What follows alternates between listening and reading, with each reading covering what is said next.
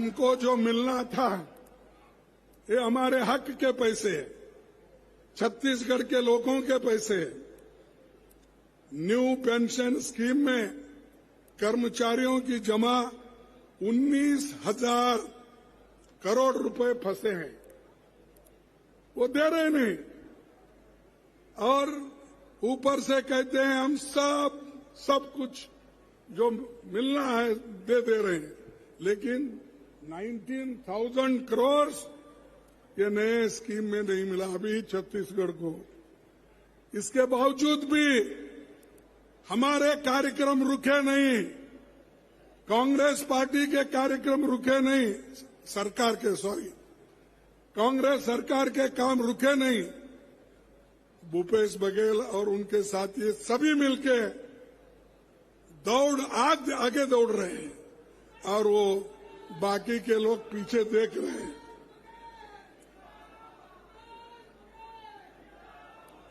और एक दुख की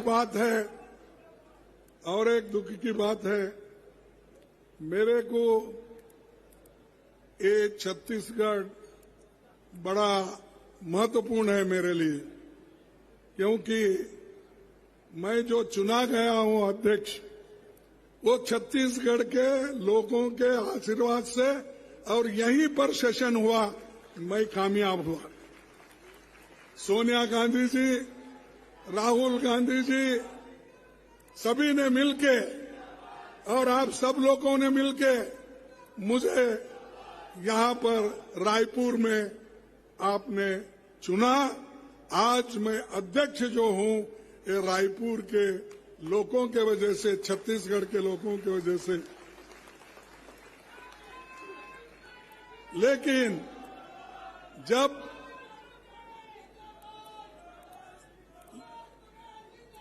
जरा थोड़ा बंद करो, अरे बंद करो, भूपेश भाई देख रहे हैं, देखे ना, देखो जरा इधर। तो भाइयों,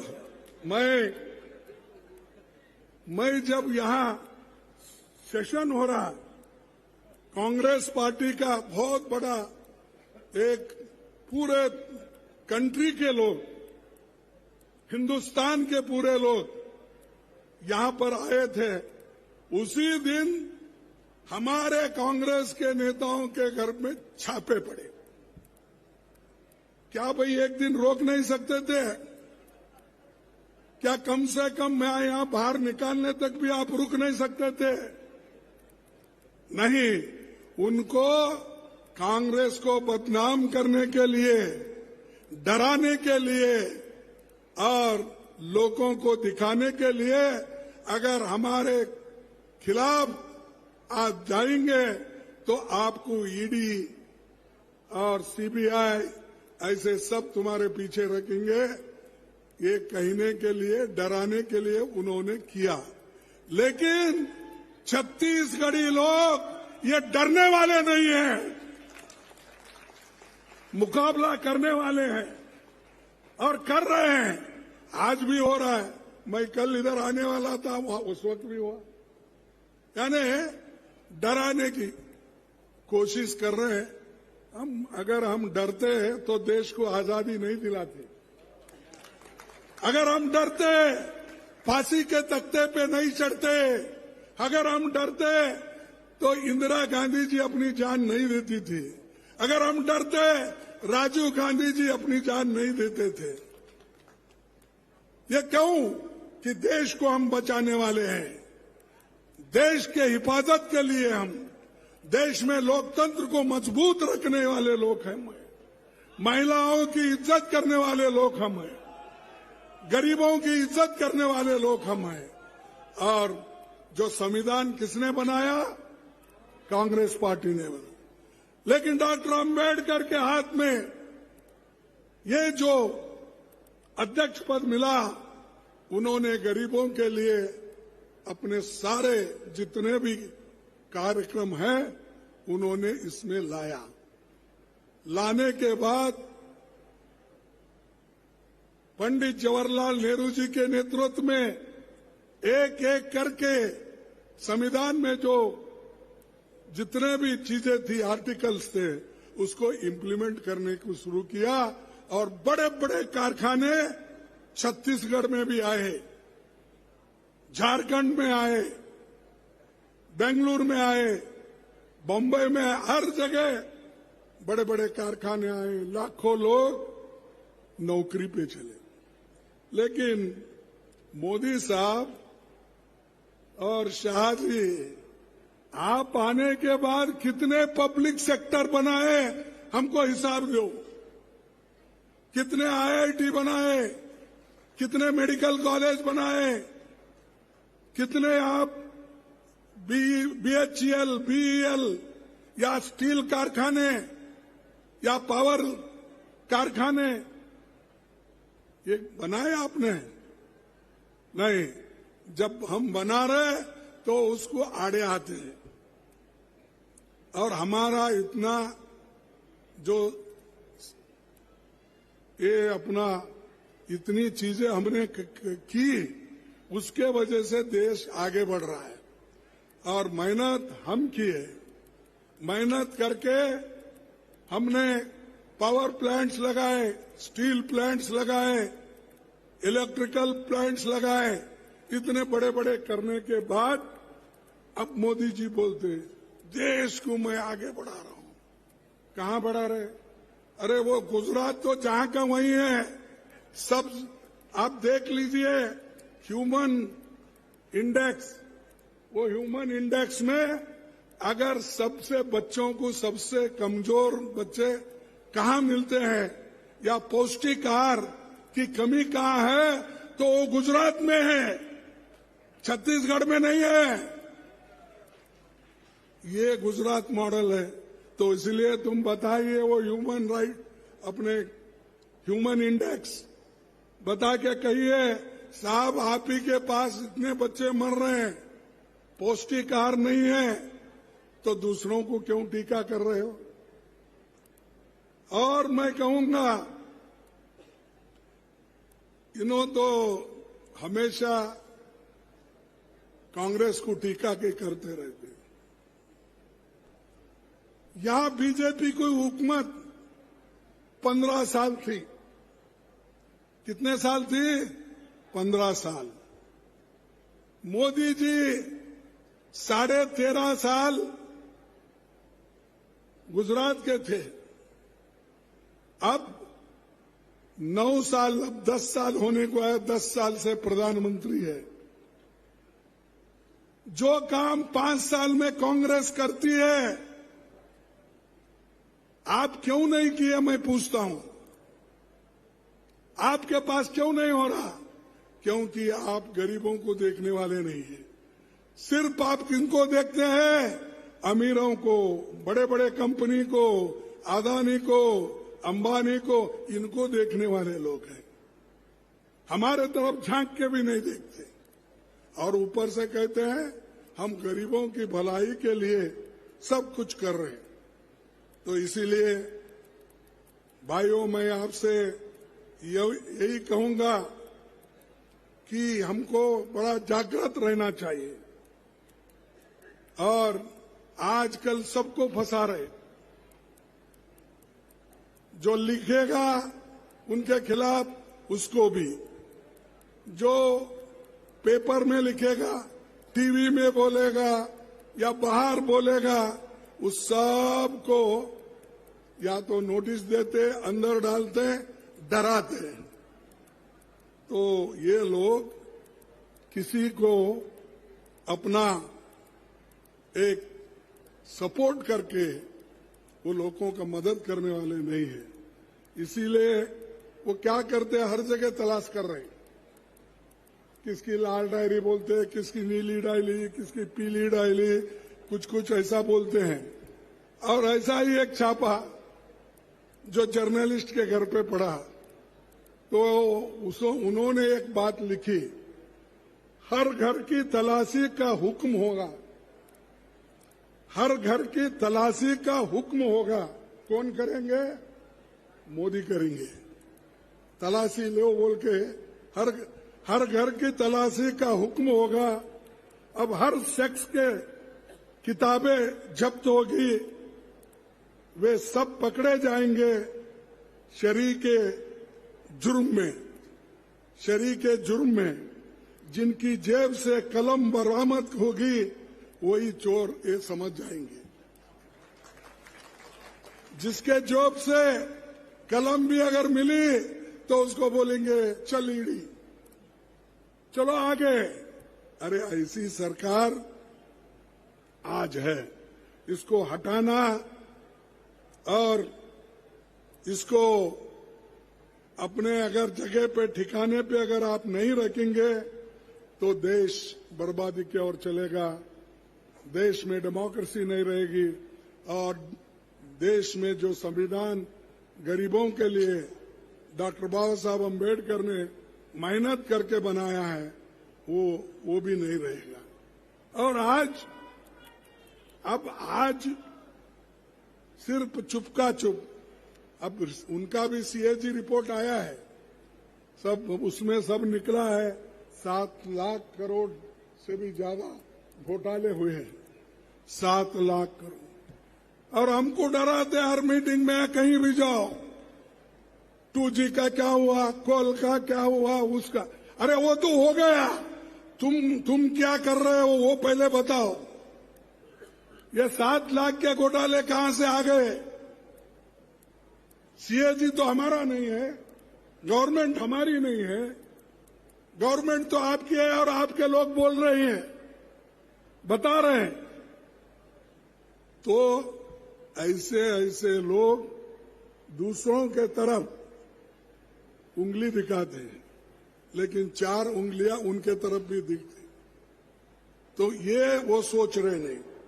तो मैं एक बात आपसे कहना चाहता हूं, बढ़ती हुई महंगाई को भी ये रोक नहीं सकते। अनएम्प्लॉयमेंट बढ़ रहा है, कम से कम। पहले तो ये कहते थे अगर मुझे प्रधानमंत्री बनाओगे मैं आप सबको नौजवानों को 2-2 करोड़ नौकरियां दूंगा। कहते थे या नहीं? 2 करोड़ बोले तो अब 10 साल हो गए, 20 करोड़ नौकरियां कहां हैं? दिए? क्यों नहीं दिए? अरे आप झूठ बोल रहे। 2000 नौकरियां लेके उनको 2 करोड़ नौकरियां लेके आप नहीं बोल रहे। 20 करोड़ नौकरियां, कैसा झूठ बोलते प्राइम मिनिस्टर।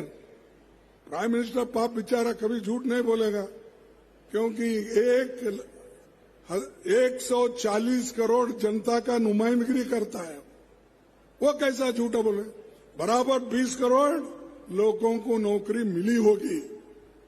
15 लाख रुपए कालाधन बाहर से लाके देने वाले थे, वो मिला क्या?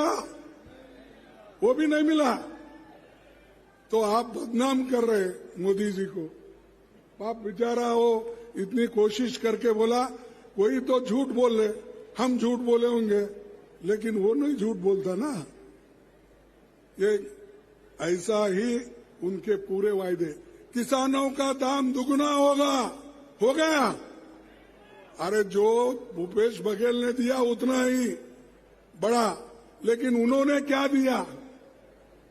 तो ये चीजें, अनएम्प्लॉयमेंट, महंगाई, ये सारी चीजें आज हमारे सामने हैं।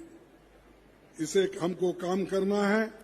और हमारी सरकार आज भी जो अनएम्प्लॉयड ग्रेजुएट है उनको सरकार के ओर से कितना दे रहे? 2500 हमारी सरकार दे रही। उनके पास कोई युवकों के लिए योजना नहीं है। पहले तो खूब बोले, वोट बटोरे, चुन के आए, चुन के आने के बाद वो दिल्ली में, हम सब लोग गली में, देहातों में ही रह गए। मणिपुर में दंगे चल रहे, वह मणिपुर के तरफ झांके नहीं, देख रहे नहीं। और G20 का ये चल रहा है, हर जगह हर खंबे को उनका ही फोटो है। मैं बोला लोगों को याद दिला रहे क्या? क्योंकि जितने खंबे हैं दिल्ली में, हर खंबे के ऊपर मोदी का फोटो, उनके कोई मिनिस्टर का भी नहीं, एक आधा भी।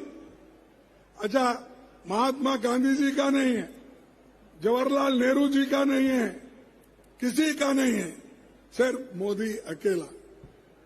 यानी मोदी क्या गुत्ता लिए क्या इस देश का?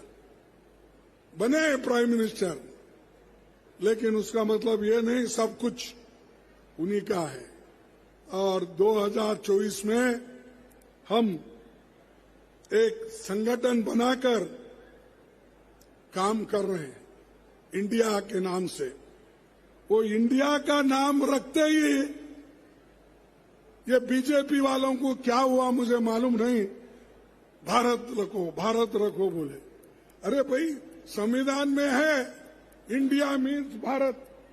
ये तो बाबा साहब ने आर्टिकल 1 और सब क्लॉज 1 में लिखा है। फिर क्यों झगड़ा भाई? हम कोई बोलते हैं तो आप लोग उसको हमको कहते हैं कि हम विरोधी है भारत बोलने का। अरे भारत से तो हम इतना प्रेम करते हैं, उस शब्द से कन्याकुमारी से कश्मीर तक जो राहुल जी ने पैदल चले, उसका नाम क्या था? भारत जोड़ो।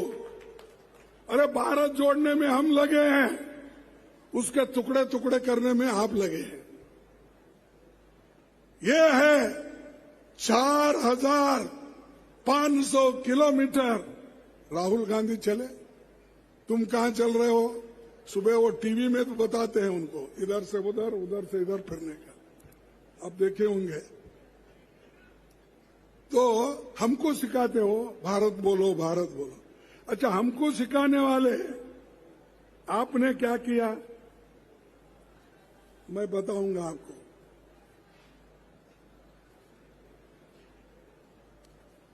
आपने क्या किया? अगर इंडिया के बारे में नफरत है, मैं कभी भी उनको पूछते रहता हूं अगर पार्लियामेंट है तो, लेकिन आजकल पार्लियामेंट में भी वो नहीं आते, इसीलिए मैं आपके सामने रखूंगा। उन्होंने कितने शब्द इंडिया इंडिया डाले, भारत नहीं डाले। स्टार्टअप इंडिया, ये किसका है? Startup India, digital India, skill India, make in India, shining India, Khelo India, जीतेगा इंडिया, पढ़ेगा इंडिया, बढ़ेगा इंडिया। ये सब किसने किया? किसने नाम दिया? ये सब मोदी ने दिया।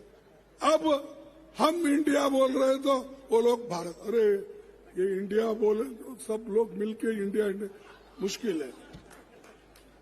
तो ये इनकी जो एक मानसिकता है, इस मानसिकता के खिलाफ भी लड़ना है। और हम कभी किसी के खिलाफ नहीं बोलते, और कोई प्रोग्राम अपना है उसको स्वीकार करते हैं। हमने मनरेगा किया, क्या किसी का नाम रख के किया? सिर्फ इस देश के महापिता महात्मा गांधी जी के नाम से रखा। हम फूड सिक्योरिटी, पेट भरने के लिए अनाज दिए, लेकिन हमने किसी का नाम नहीं रख लिया।